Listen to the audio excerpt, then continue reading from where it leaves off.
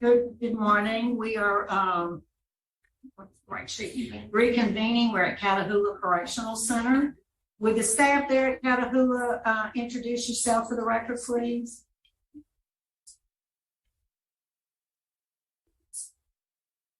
You're on mute, sir.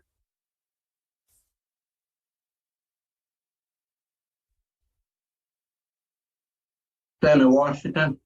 All right. Thank you, Mr. Washington, for accommodating us today. Yes, ma'am.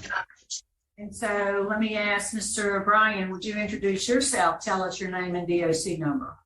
My name is Brian Chevalier, 567622. Okay. Chevalier?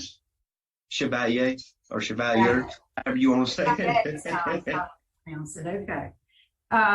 Mr. Chevalier, I'm going to read some identifying information and then we'll have the parole interview with you. We do have a participant who wants to speak this morning. We have Ms. Sarah Faulkner, and we will call on her at the appropriate time for her remarks.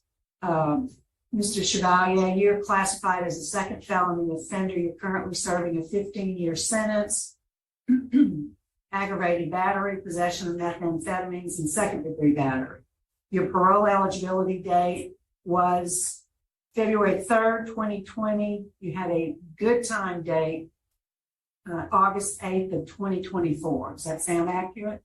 Yes, ma'am. Your case has been assigned to Mrs. Jackson. Would you answer her questions, please? Yes, ma'am. Mr. Chevalier, good morning. Good morning. How old are you? 37. 37.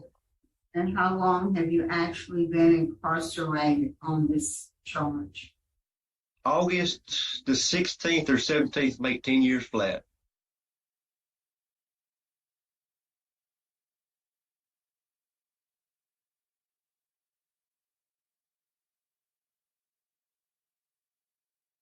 You're classified as a second felony offender, Mr. Chevalier. Your prior conviction was also a crime of violence. It was a second-degree battery. And you were on probation for that battery at the time of this offense. Is that correct? Yes, ma'am. Tell us the circumstances of the second-degree battery. The first one? Mm-hmm. Yeah. I was just at a party and drinking and things got out of hand. Well, things got out of hand and explain what you did. Well, somebody was trying to start a fight, and I said, that ain't the way you start a fight, and I hit old boy, and it just kind of, kicked him. I hit him and kicked him, I think. Pretty sure. Well, you did. You Yes, ma'am. Punched the victim in the face. He fell on the ground, and both you and your brother kicked the victim in repeatedly, including in his head, and he was finally able to roll under a vehicle to get away from the situation. Yes, ma'am. Remember? Yes, ma'am. All right. The offense that you're in prison for, the second-degree battery, the aggravated battery and possession of meth. The aggravated battery involved your then girlfriend. Is that correct? Yes, ma'am. Can you briefly tell us what you did in that case? Well, I kind of lost control that night. I don't really remember what all happened. No. I know we got way out of hand. I hit her and cut her hair off, and what else? You sexually assaulted her. No, ma'am. You denied sexually assaulting her with a broken baseball bat? No, ma'am. You did deny using your fist to sodomize her? No, ma'am. Okay. So, what do you say happened? I was watching the. I had a little camera system at the house. I got back to the house. She was nowhere to be found. And I was sitting in the recliner watching the camera system I had. And she comes through the front door. I grab her up by the hair of the head, cut her hair off. And actually, when I cut her hair, she throwed her hand up and I cut her hand a little bit. Why would you cut her hair off? I don't have a clue. I was really messed up on drugs and I was on steroids. It's just a rage, I guess, ma'am. And what happened after you did that? We went and got in the truck and rode up the road and came back and she got out the truck and I left. Why did you get in the truck to ride up the road? Because she was out in the woods with somebody. I didn't know who. I thought she might have been. I don't know, to be honest with you. What happened is she got away from you, ran and hid in the woods until somebody came along and took her to a convenience store where she could call for help. And she was so afraid that even when she got to the convenience store, she locked herself in the bathroom and would not come out until the police convinced her that they were law enforcement. And then she came out and she reported what you had done to her. That's one story. That's what the police wrote in the police report, and they were there at the convenience store. They were the one who talked her out of the bathroom. I do not know what happened after I left the house. I know what happened when I was there, and I don't know nothing about after the fact, ma'am. I see that you went through Steve Hoyle for substance abuse treatment in 2021. Yes, ma'am. Tell me about that. Well, I learned a lot of things. I learned about the 27 factors. I learned the anger management, the 4 Qs on anger management. I took the GED program and with the COVID and everything, I could not complete get my GED there because of COVID. Well, where are you currently housed? At Catahoula Corrections. How long have you been there? I have did my whole time here except for the 9 months I was at Bossier And at the Steve Hole program. did you come back to Catahoula?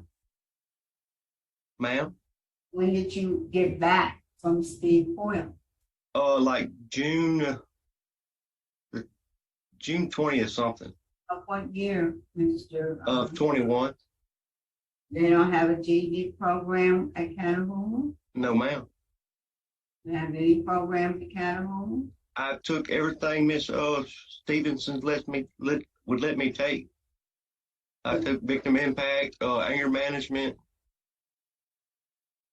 Well, tell me about victim impact. Victim impact showed me a lot of stuff. It showed me about the hurt I showed on both sides of our family, the family of the victim and my family, that should nobody be deserved to get hurt. You know, that it's a lot of more sides to just what's going on in your life. You hurt a lot more people. And you have not had sex offender treatment, is that correct? Yes, ma'am. I have not. Because your charge isn't listed as a sex offense, but factually it involves sexual assault. Warren, is there anything you can tell us about Mrs. Chevalier? Is there anyone in the room with you, Mrs. Chevalier? So, Ma'am? You think you can tell us about Mr. Chevalier? Yeah, he's a good old boy. He do what he supposed to do and stuff like that. He don't get in no trouble around here. All right, thank you. All right. That's all I have, Mr. Johnson. All right, thank you. Ms. Faulkner, we'd like to hear from you.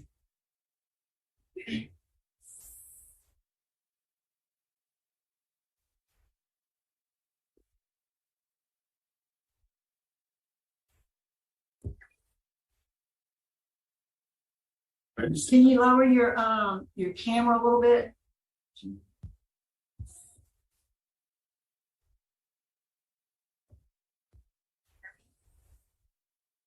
It was the same with this one. You could hear them.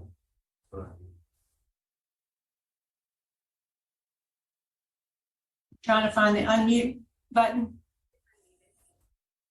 It looks like a microphone. it's unmuted. It's unmuted. It's unmuted. You just, I think, can you hear us? There you go. Go ahead, ma'am. Is there anything you want to say to us?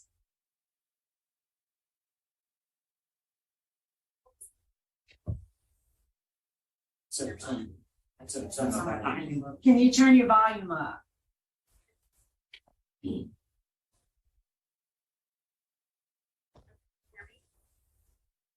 Yeah, we still can't hear you.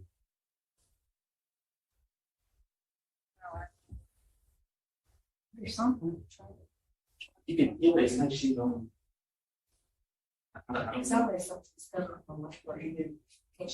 Yeah, I said something covered. Can you speak louder? No. I can hear a little bit. Is there anything covering your microphone? No?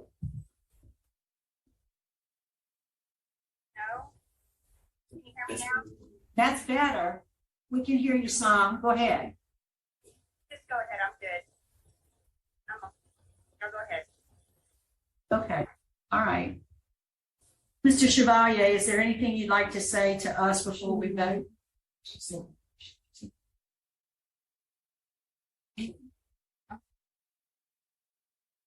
Anything you want to say, Mr. Chevalier? Yes, ma'am.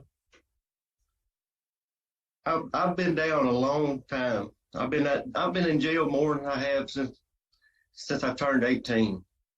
And my mother, my family, I've got nephews and nieces I don't even know. I'm just, and it's killing me.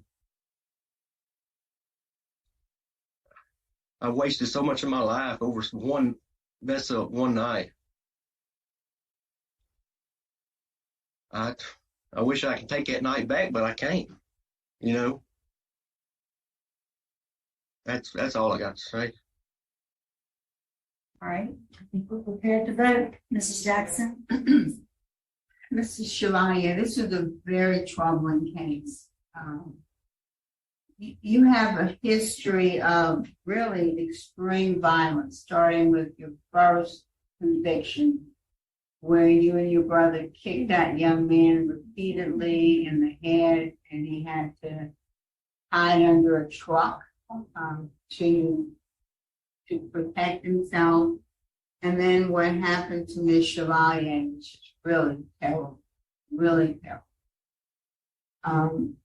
You've done substance abuse treatment, but I really think you need to do sex offender treatment, because there was some terrible things done to Ms. Faulkner of a sexual nature. And I think that until you address those issues, I will not feel comfortable voting in favor of you.